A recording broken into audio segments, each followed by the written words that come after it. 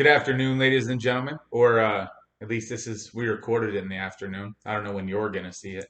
But I'm Tommy, I'm Dara. and we're going to talk to you about probably the coolest event that I don't want to say that. It's one of the coolest places I've ever been in my life.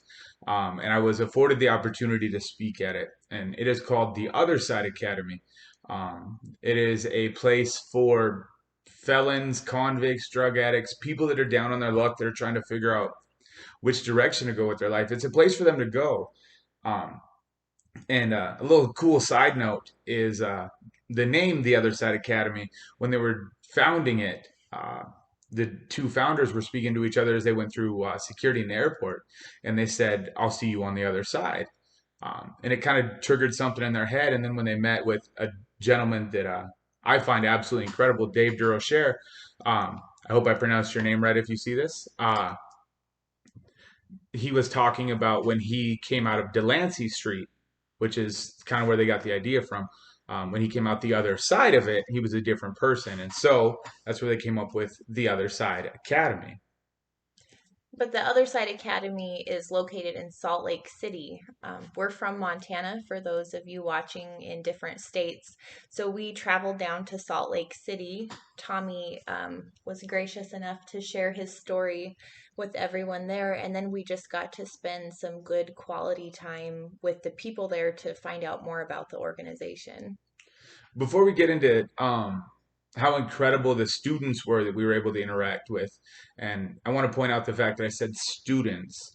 The people that are in the program are referred to as students, not clients, not anything else. They're students. They're learning to uh, develop a life that is purpose driven and is led by morals and values. So to plagiarize what Dave said, they can be now I'm gonna stumble. Contributing positive members of their community. That's the whole goal of it. And so for you to get into the program, the Other Side Academy, which I want to point this out, if you're watching this, they accept people nationally. I didn't know that until we went there. They accept people nationally. So if you're from Alaska, Florida, Alabama, Georgia, it doesn't matter where you're from. If you feel like you are ready for change, write them a letter. Or if you know somebody that could use this program to change, please look into it. But to get into the program, you have to at first pass their intake interview. And for you to pass it, you have to show a willingness to change. Okay. Which sounds kind of hokey, but the people that are interviewing you are people that have been in your shoes, people that have sat in that chair before. When you first come in the door, you go sit on this thing called their bench, which is purposely put in the portal from their old life to their new life. It's right inside the door. It's right by the desk. You get to watch people come and go. Um, while you sit there and think about, is this really what you want to do? One of the gentlemen that I was lucky enough to interact with said that he sat there for 6 hours before he got his interview. They had him sitting there for 6 hours. In the midst of my addiction, if they had me sit there for 6 hours to try to get into a place that changed my life, I would have just left. I wouldn't have done it. And so, more power to the people that do that. But once you pass the interview, you have to agree to a 2 year commitment. Okay. A minimum of a 2 year commitment because, like their website says, 30, 60, 90 days isn't going to change you. You need something drastic because the rehab industry that already exists isn't put in place to try to help people, to try to make people change. No, it's put in place to try to make people money. They want the recidivism is what they want. This place isn't like that. See, most treatment centers are set up on a 28-day length, which for those of you that don't know, it came from back in the day, you would get 2 weeks of paid leave and then 2 weeks of sick leave if you needed to go to treatment. So they added those together and they got 28 days. And now that's the same baseline that they use in today's society. And it didn't work then and it doesn't work now. And that was based off of insurance billing. Like that's what they could bill your insurance for. And as Tommy said, that is not successful. And that is one of the beautiful things about the Other Side Academy. It doesn't cost taxpayers anything. They don't ask anybody for money. They're completely self-funded. The students have a moving company and a thrift store that they operate, and that is how they bring in enough income to keep their programs running. So not only, I think Tommy's going to talk about what the recidivism rates are, but not only are these people being successful and graduating, but this program is not a burden on taxpayers or on the individuals themselves that are seeking help. Sorry, I'm We turning around. I'm grabbing something. we got the most wonderful gift while we were Got an there. incredible gift while I was there. When I spoke afterwards, they showed us, or they sorry, there we go. This shows how true this video is. I'm just on the fly. You're not going to be able to read it very well, but this is their beliefs that they literally follow everything by. And one of my favorite ones that is on here, or two of my favorite ones, is 200% accountability, meaning that I'm 100% accountable for myself, but I'm also 100% accountable for you because this is a therapeutic community. So they hold each other to a higher standard than most places. See, and talking about the recidivism rate, uh, the old criminals, the old crime bosses and everything, Mooney Giacana, people like that, they looked at prison or being locked up. They called it school because it gave them an opportunity to go talk to people that were better at their craft than they were, and to brainstorm and to try to figure out better ways when they came out of there. So if you take the same concept of going into prison and trying to learn how to be good or be good at it, and you cross that concept to something else and to people trying to improve themselves, it is still a powerful concept because I don't want to fail and I don't want to let you fail because I like the changes I'm seeing in you. And Dara brought up the fact that actually I'm going to back up. So recidivism rates, okay, are extremely high. For those of you that don't know that follow this page, I myself was a felon. I spent some time incarcerated due to drug possession, and when I got out, I just went back to my same lifestyle. Didn't matter how many. I've been to 8 or 9 treatment centers.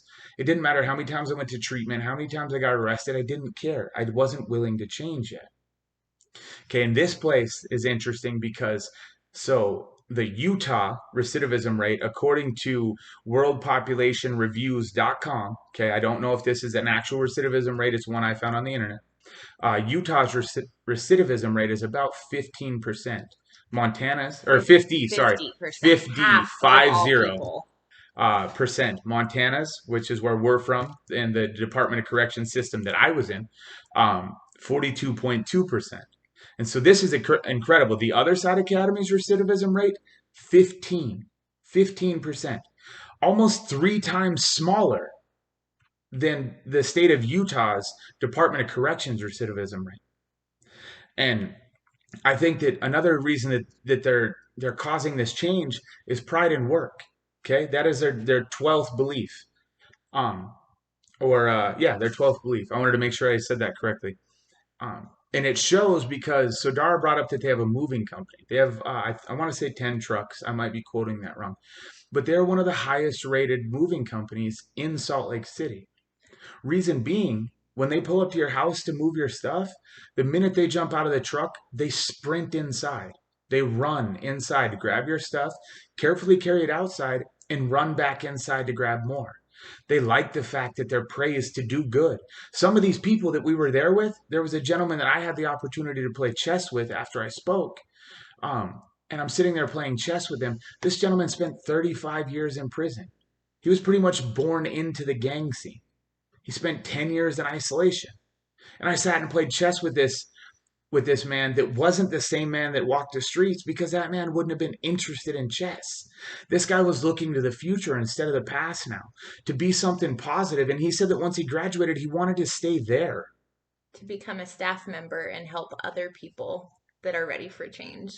He wanted to carry on the legacy and give other people that are struggling the opportunity to be great.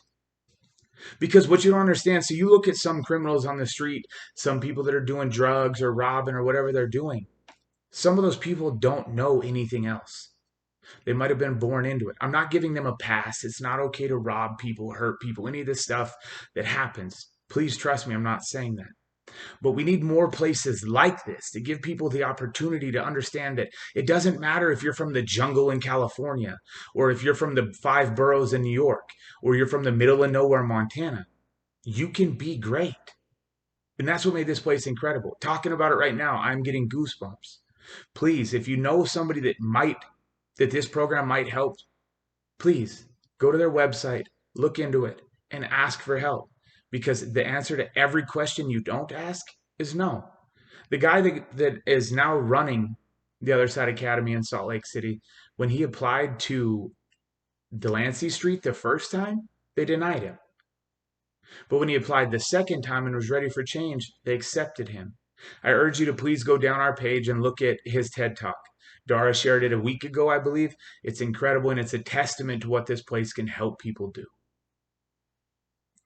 Do you have anything else? I I think we don't, I covered just, everything. the students there were some of the most polite, respectful, grateful people I have ever met in my life. Like, there, you could just sense when you walk in the building that everyone there is trying their best to better them, not only their lives, but the lives of everyone else around him. It was just an incredible place, and please take the time to check it out. And thank you for taking the 11 or 12 minutes that this video took to watch. We thought that it would be better to make a video of it because nobody on the internet takes the time to read stuff anymore. So I hope you watched this. I hope it made an impact. And I hope it maybe stirred some thought. Check into it. Everybody needs not necessarily a hand up, or not necessarily a hand out, but a hand up. If you're capable, help people. Have a good Thank you. day.